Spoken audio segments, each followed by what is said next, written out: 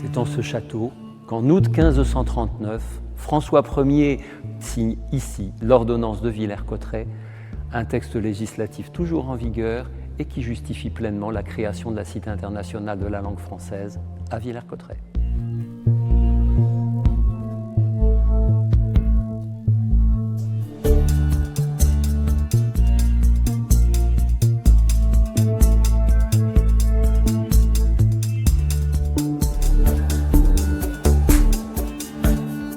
Les trois châteaux médiévaux successifs sont bien des châteaux liés à cet art cynégétique, à cette chasse que l'on pratique dans une forêt qui a été un terrain sportif reconnu comme étant le plus extraordinaire qui soit pour le plaisir des princes et des rois.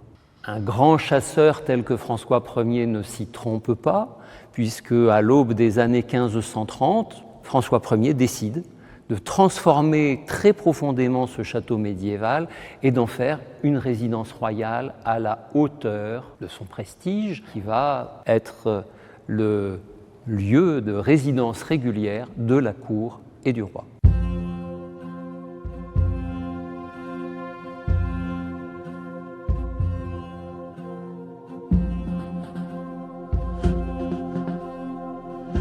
Le château de François Ier est donc constitué d'un ensemble inscrit dans un grand quadrilatère. Au sud, une grande cour de service, dite cour des offices, réunissant bien sûr les fonctions dédiées à la personne royale, les resserres, les cuisines, la garnison et des appartements pour la cour lorsque celle-ci réside ici même.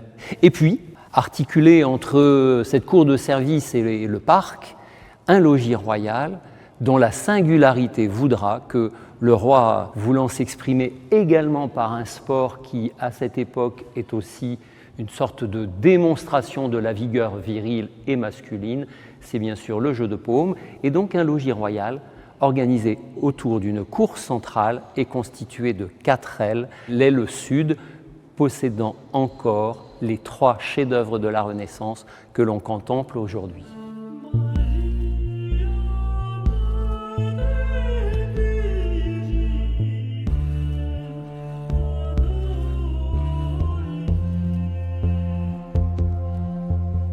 Pour rejoindre les appartements du roi, l'on gravit un escalier monumental qui a pour la originalité, c'est l'un des premiers du genre. Il est rampe sur rampe et ainsi se distingue des escaliers à vis du Moyen-Âge. Les caissons de pierre sont ornés de salamandres, de F couronnées et bien sûr d'un décor exprimant la Renaissance française. On termine par les appartements de la reine, où là, on peut rejoindre le rez-de-chaussée par l'escalier qui lui était dévolu, escalier dont le décor est totalement différent.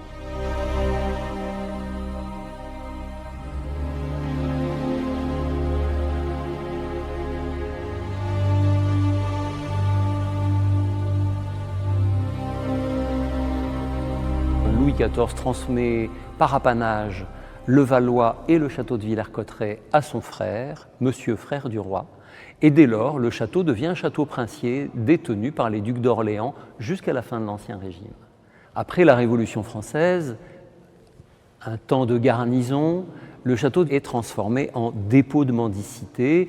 Pour la ville de Paris, il s'agit à l'époque de réunir loin de la capitale tout ce que les rues comptent de misère. C'est ainsi qu'assez vite, il s'agit ici d'accueillir le grand âge de la pauvreté et de l'indigence. Cela se confirme en 1889 lorsque le château devient maison de retraite du département de la Seine, ce qu'il va rester jusqu'à la Première Guerre mondiale, et à la suite de la Seconde, il devient maison de retraite de la ville de Paris, puis EHPAD qui ferme ses portes en 2014, laissant le château en fort mauvais état, mal entretenu et donc totalement à l'abandon jusqu'en 2017.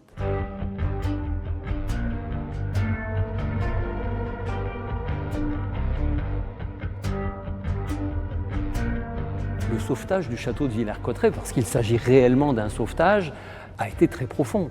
Toutes les étapes ont été accompagnées par l'Institut national de recherche d'archéologie préventive.